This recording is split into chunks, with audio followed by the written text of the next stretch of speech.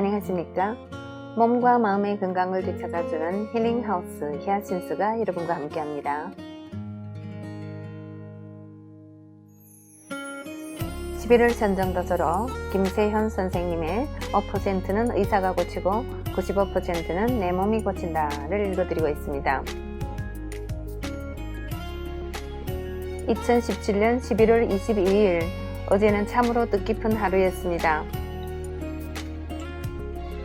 우리가 현재 읽고 있는 이 책이 저자이시며 한국바비스생명 회장이신 김세현 선생님께서 양승조 보건복지위원회 위원장 상인 2017 도전 한국인 대상을 수상하셨습니다.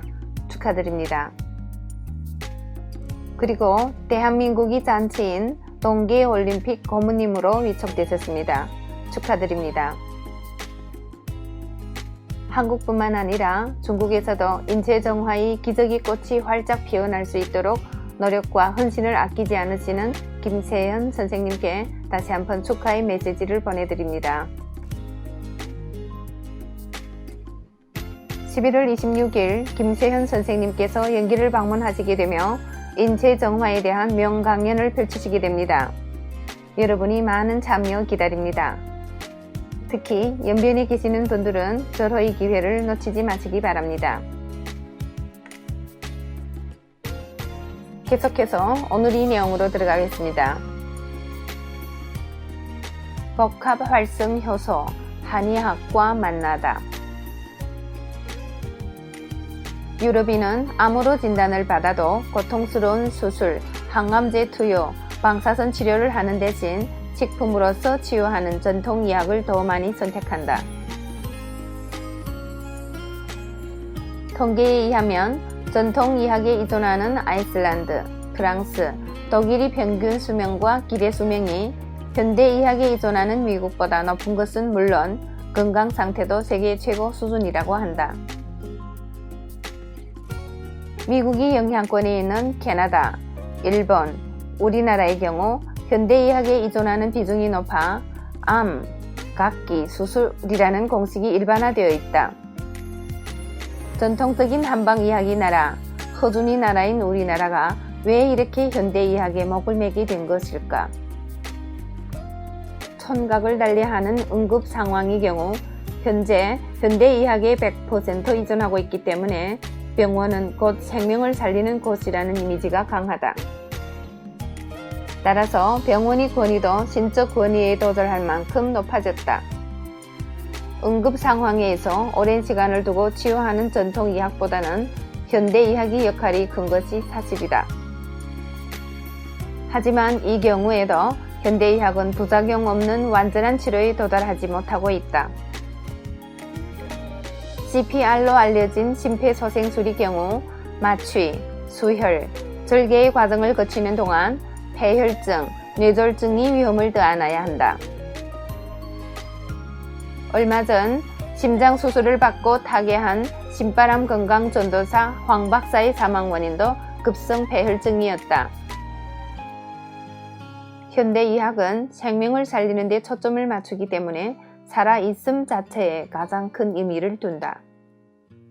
어떤 방식으로 살아있는지, 합병증으로 인해 인공호흡기를 달고 사는지, 식물인간이 되어 숨만 쉬고 사는지 여부는 두 번째 문제다.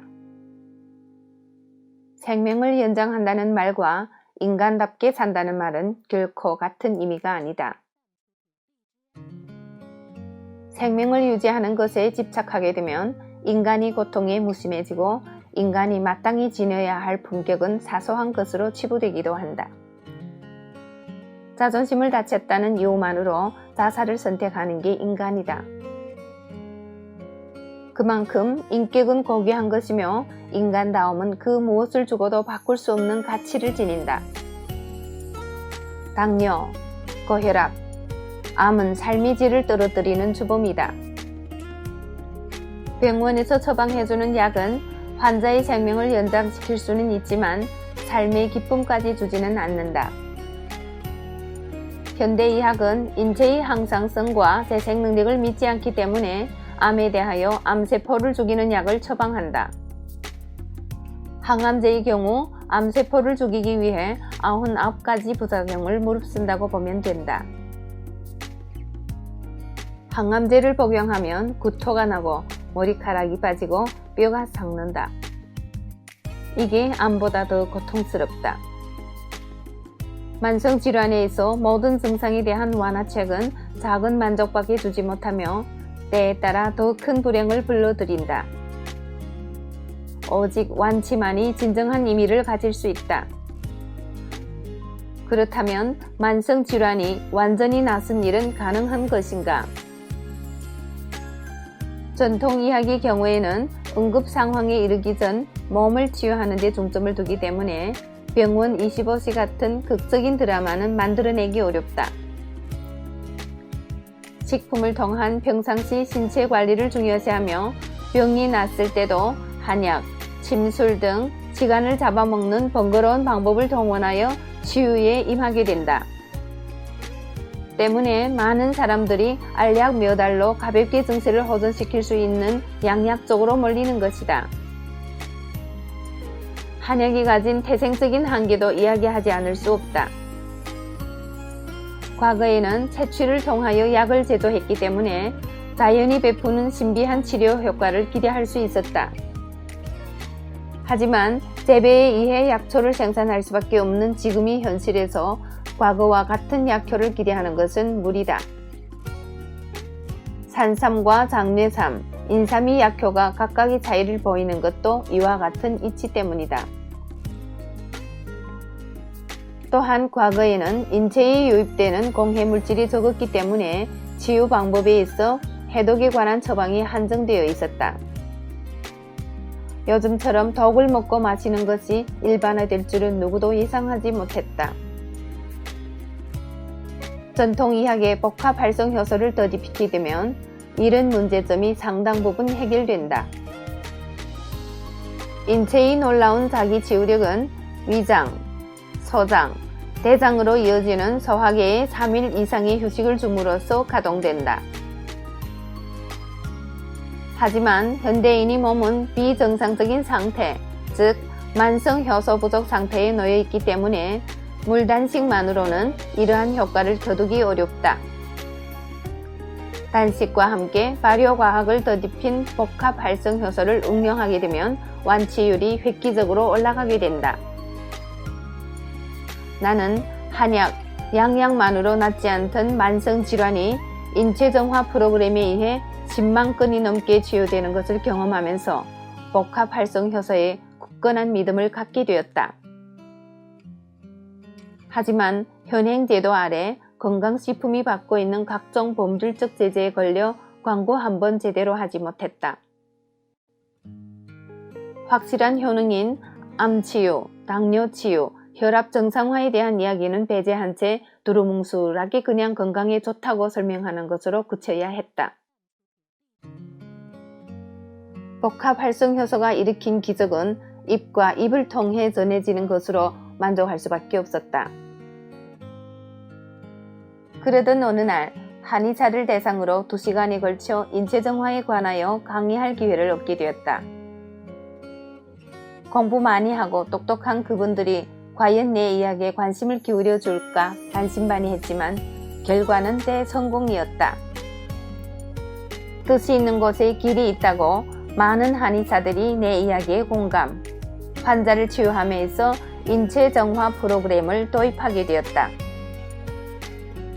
한의사 한 분은 한의사라는 직함이 무색하게 10년 넘게 만성변비로 고통을 받고 있었다. 장에 좋다는 약은 다 만들어 먹었지만 해결이 되지 않아 한의사로서 한계를 깨달았다고 한다.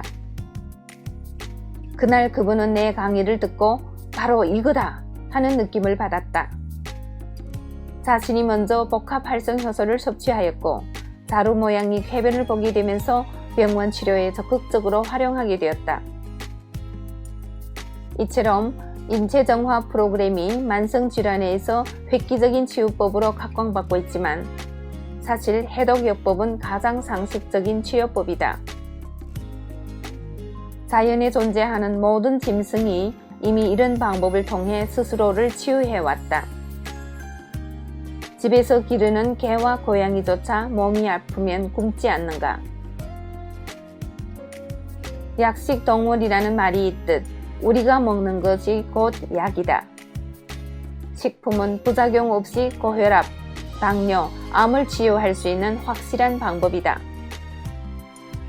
현재 많은 한의사들이 복합활성효소의 놀라운 효능에 찬사를 보내고 있으며 학회를 구성하여 연구 개발 및 의료 활동에 적극 반영하고 있다. 나의 가장 큰 바람은 이것이다. K-팝이 세계를 정복했듯 조만간 우리 전통 의학의 인체정화 프로그램을 접목하여 새로운 한류 붐을 조성, 세계인을 치유하는 날이 오도록 하는 것이다.